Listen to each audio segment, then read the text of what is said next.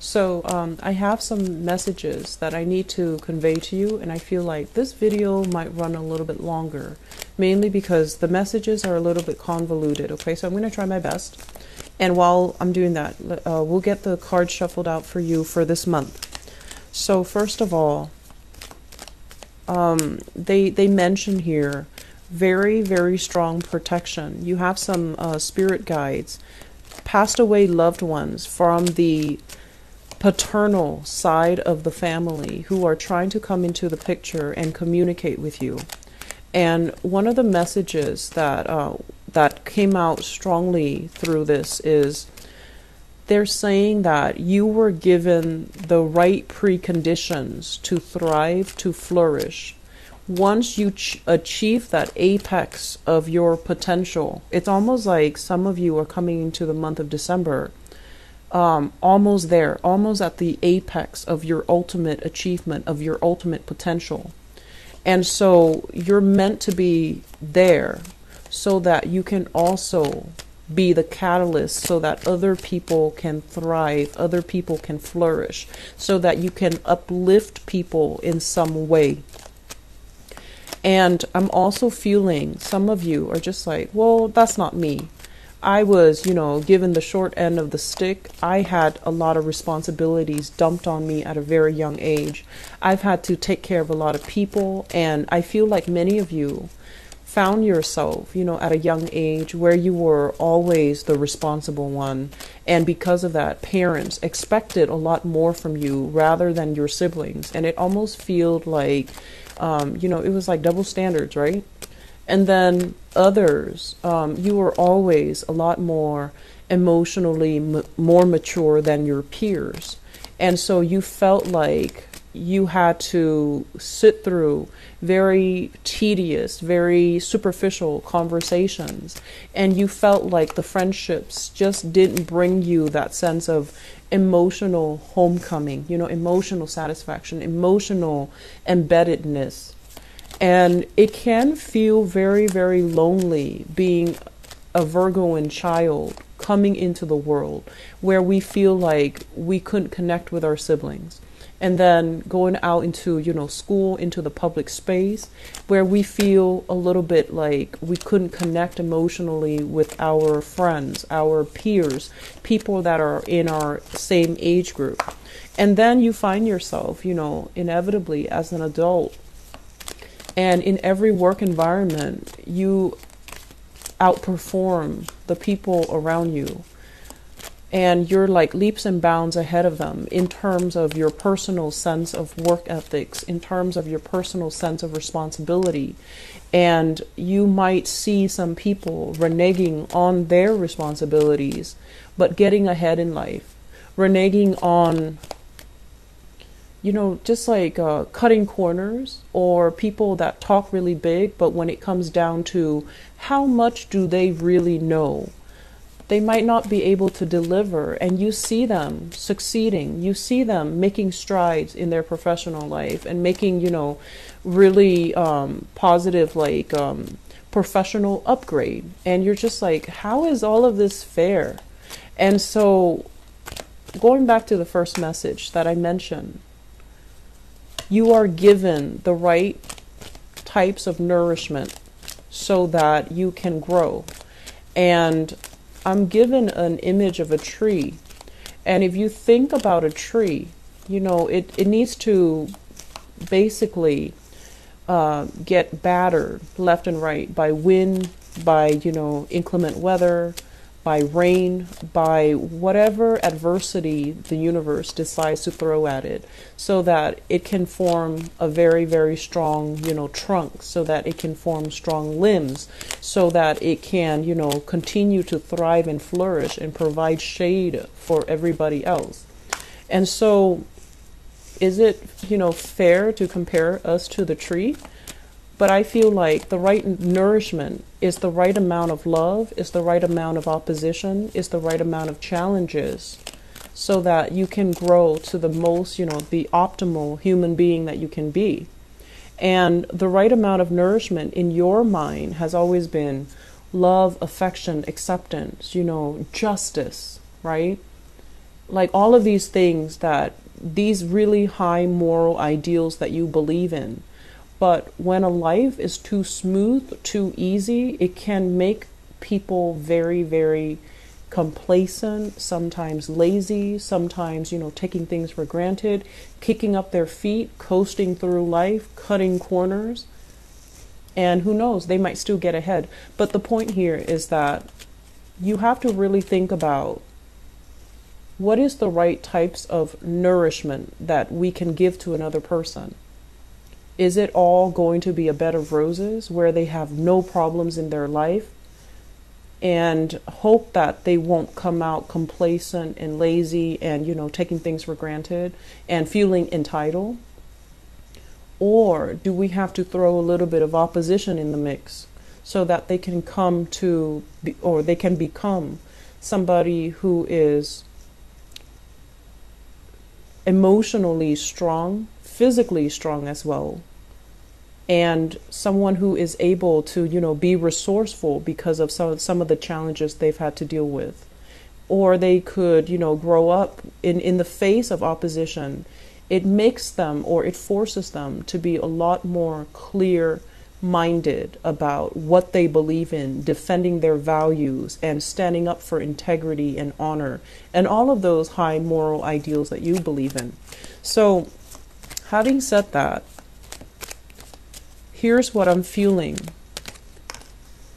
I'm sensing that this is a month where you kind of really look at and really, really look at, where did I come from? What environment did I grow up in? And how has it made me the person that I am today?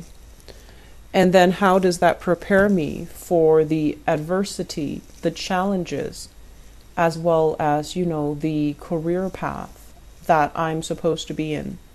So when I did your reading, I felt like, that astrology wheel. And the fourth house, which is about family, your roots, it's a psychic house. It talks about our insecurities as well, because all of it is, we are ultimately byproducts of our environment, of our childhood conditioning. And then in the opposite spectrum, in the opposite, the polar axis of that is the 10th house, which is your career house, how you make yourself known in the world, how you portray yourself in public, how you want other people to perceive you. And so if there are sore spots in your family sector, you need to take care of them. Otherwise, you're going to spend the rest of your life trying to compensate. So for example, if there was a very intense lack of affection in the household, you're going to go through life in your 10th house, not really knowing, how to command, not really knowing how to achieve compassion and respect for the people that you lord over, or the people that work with you, or the people that work for you. There's also, elements of abuse of power. And then likewise, if you're in a home environment where there has been a lot of control and dominance, and I almost feel like they're saying here, ego conflicts and issues of dominance. If we take that energy into the public space, and if we haven't healed from that, and we take that into the public space, there is going to be tremendous abuse of power. So I want you to think about these things, okay? And then I'm going to go into the reading now. Think about those things, and we're going to talk about how everything ties in together, okay? So let me talk about you guys. First of all, we have here the Justice card.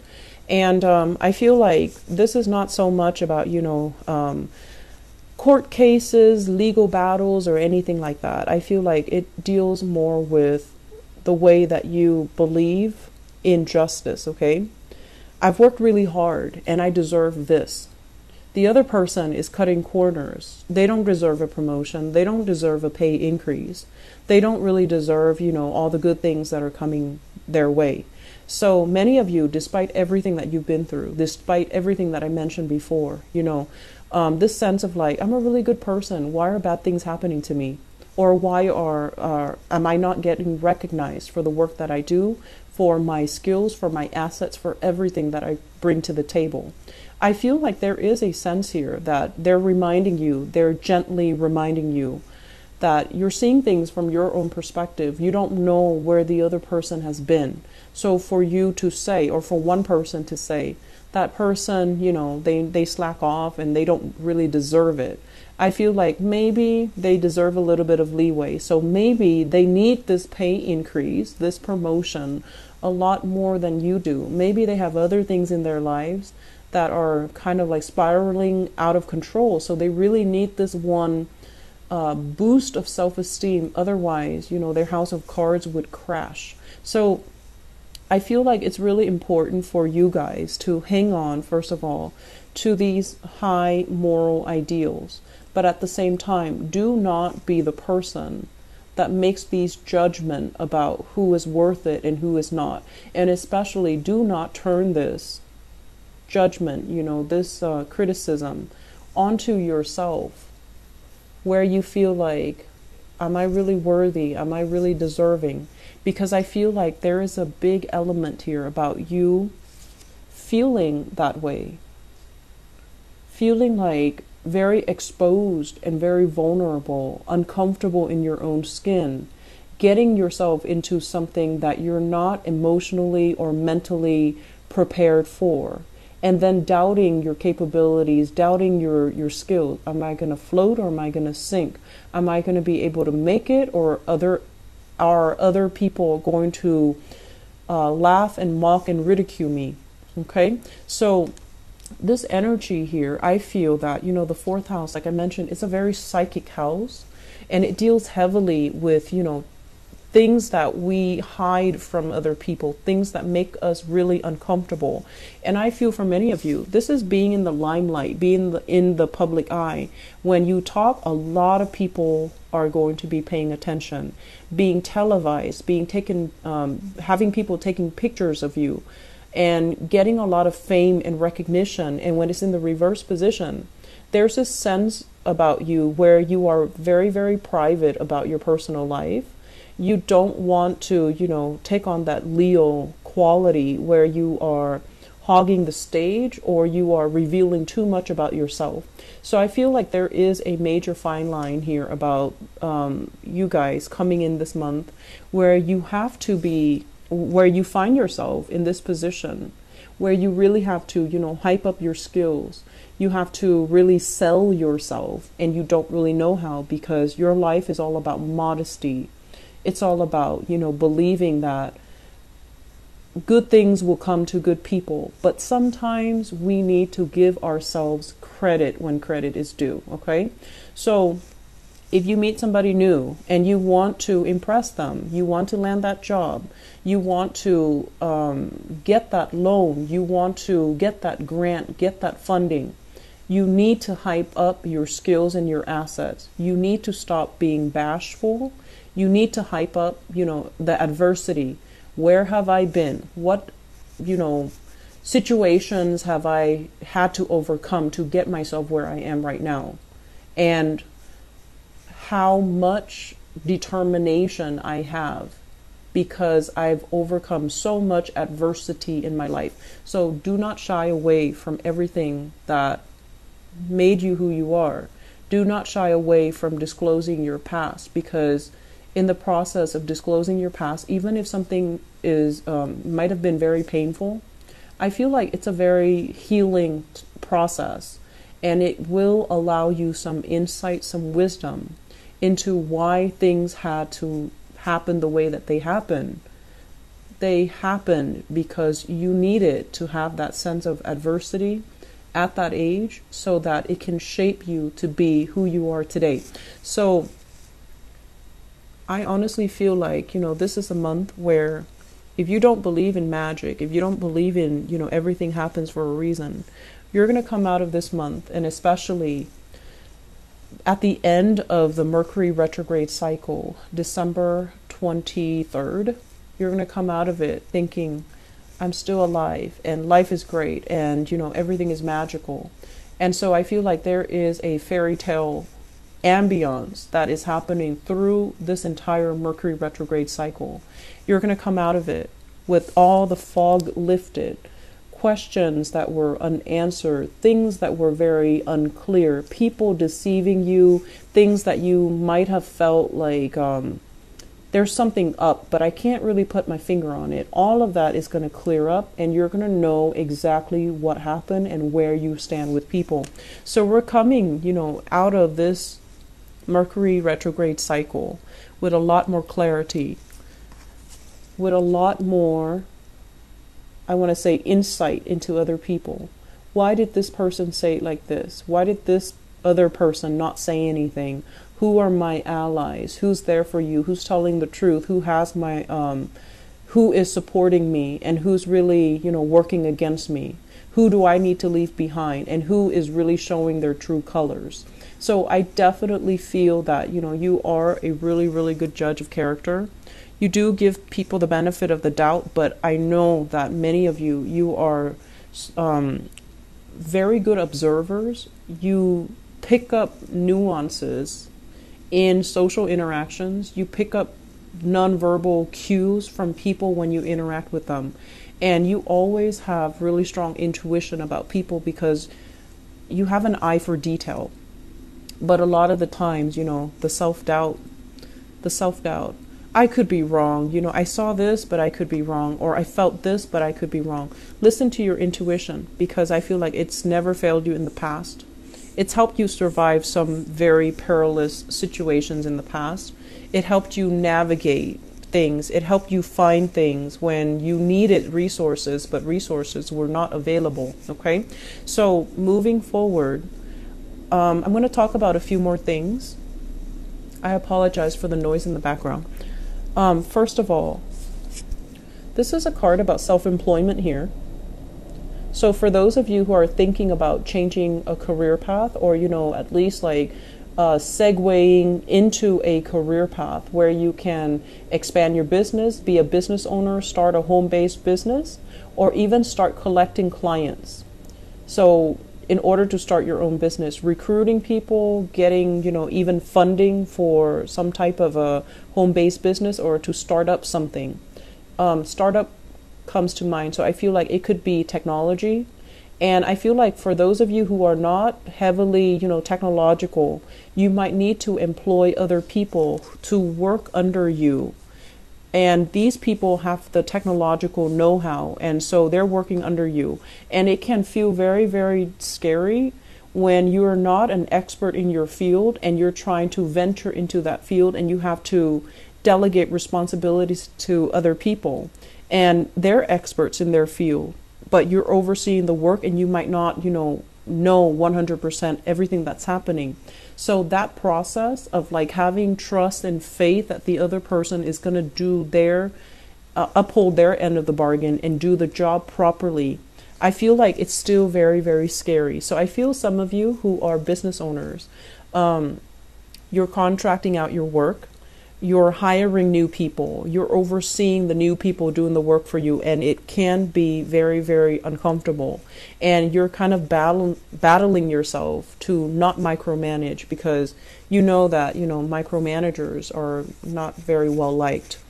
And then you also know as well that if you breathe down their shoulders, they're going to be resentful, they're going to be up in arms.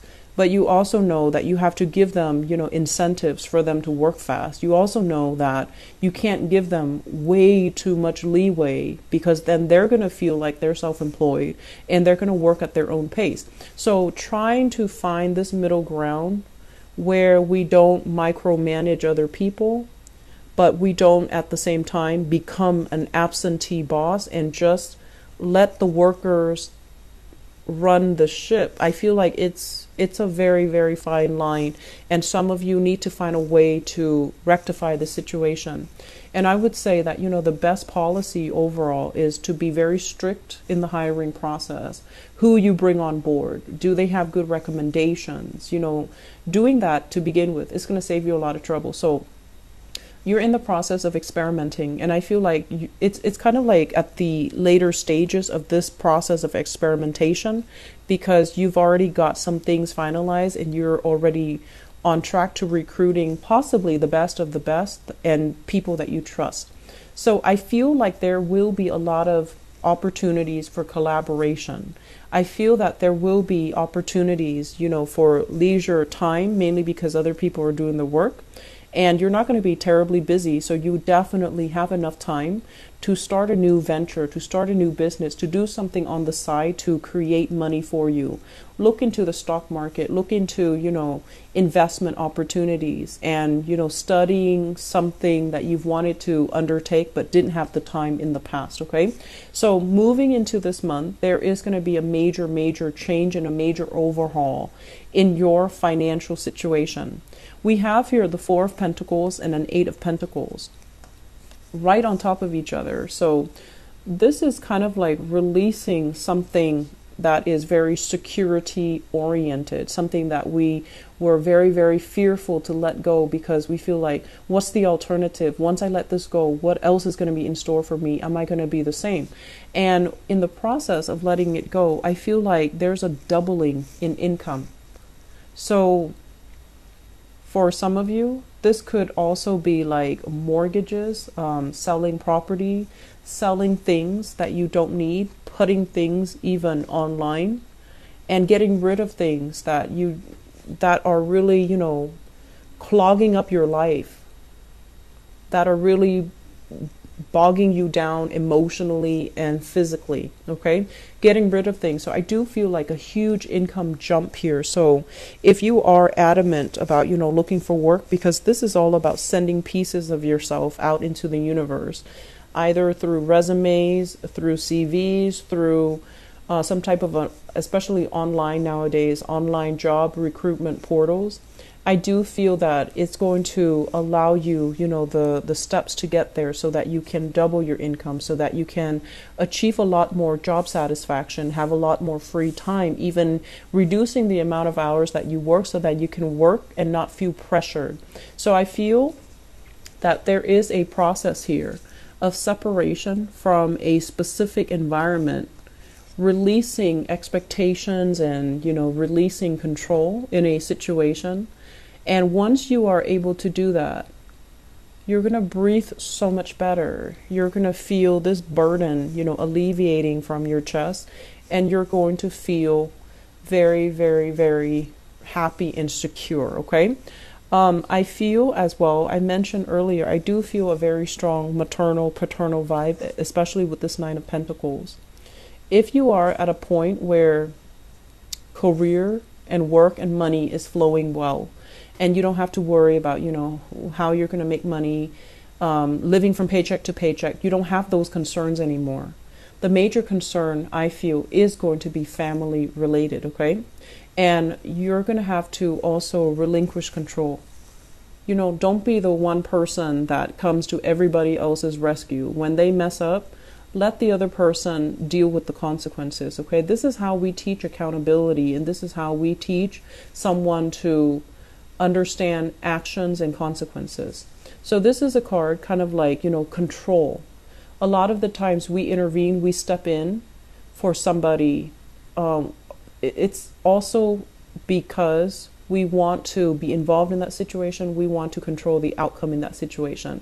And we also have this, this latent inability to trust that the other person can do it the right way. So it boils down to control. And once you relinquish that, once you let somebody, step up to the plate, take care of things when they go awry so that they can work on their problem solving skills, so then they can work on critical thinking skills, so that they can learn to be self-sufficient and to be as well resourceful. It's going to alleviate a lot of burdens for you. So if you've been kind of like that mother hen, if you've been constantly monitoring and taking care of everything, this is the month for you to delegate. This is a month for you to sit down and really think about where you're giving your energy away, because in the process of delegating, in the process of trusting that I'm over here and the other person is in the office working. Are they really working? I feel like they're working. You can trust that they're working.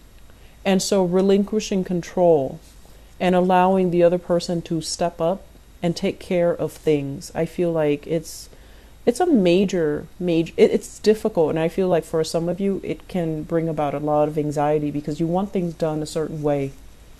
And I'm also feeling as well, it's almost like this Aquarian energy, this need to control and this need to have things a very, very, very specific way for no other reason than just because you want it a specific way. And so we have to let go of those irrational methods of behaving. Okay, so we have to let go of these things, and we have to aim for this sense of balance, this sense of harmony as well, that if we trust the other person, if we give them room and space to breathe and to thrive, that they're also going to breathe and thrive. And that pretty much, sums up the first 6 cards here. The second part of this equation here is, it seems to me like in love relationship, there are options on the table. Okay, so we have here the Lovers in the reverse. And the Lovers in the reverse is usually a situation where there are too many people interfering in a love relationship. So you have here a fire sign, Sagittarius, Aries, or Leo. And I feel for some of you, this is somebody not approving of your relationship. And they're disapproving of your relationship for no other reason than because they don't like the relationship. So it can be irrational.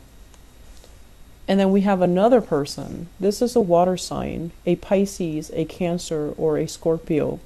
And I feel like for some of you, this is somebody in your life that is trying to move on. They're trying to exit the picture. And I'm also feeling as well, if you are debating between these two characters, if it's a situation where both of them are involved, I feel like the fire sign might be a more truthful, honest, stable relationship partner. I'm going to go into your love reading in a little bit, but I feel like this reading is very, very loaded, okay? It's loaded with messages, and I feel like it's very, it's forcing you to really think about, some of the things that you have grown up believing about yourself. Are you lovable? Are you worthy of all these good things that are coming to you? And I also feel as well, it's forcing you to re-examine some things in terms of, you've had to deal with a lot of difficulties at a young age compared to your siblings, compared to your peers, like I mentioned. And these are character building life events that shape you into the person that you are right now. And so if there are grudges, with siblings, with family members, if you're holding grudges, you need to let them go. You need to release them, because these people form kind of like a soul contract. They're here to help you get where you are today. They've had to make sacrifices, great sacrifices. And I also feel that they've had to make sacrifices in terms of not being in your good graces. Like, they've had to do things that even now you might not like them, you might not speak to them, but they have a soul contract with you to get you where you need to be. And so in the process of fulfilling their soul contract, they might have falling outs with you, and you both might not be talking. You're at a point where you're really, really happy, you're on top of the world, you're elated, and financially you're very secure. And they're at a point where their health is diminishing. If you have these relationships, you need to reconcile, okay? Because they're there to teach you some things. And I feel like in our human forms, we don't always make the best decisions, and we don't always heed our higher intuition, but I feel like there's something more at stake here. And I feel a lot of it has to do with, we needed to experience these things, these relationships, these ways of loving, these ways of behaving at a young age, because they're shaping you into a much stronger person. If you didn't experience the adversity, you might be at this point taking everything for granted, coasting through life, and at the end of your life, having an easy life, but then not having that strength of character that comes with, living a life of adversity. I hope that makes sense for you, Virgos. I feel like you need to hear this message, and so I hope it is helpful.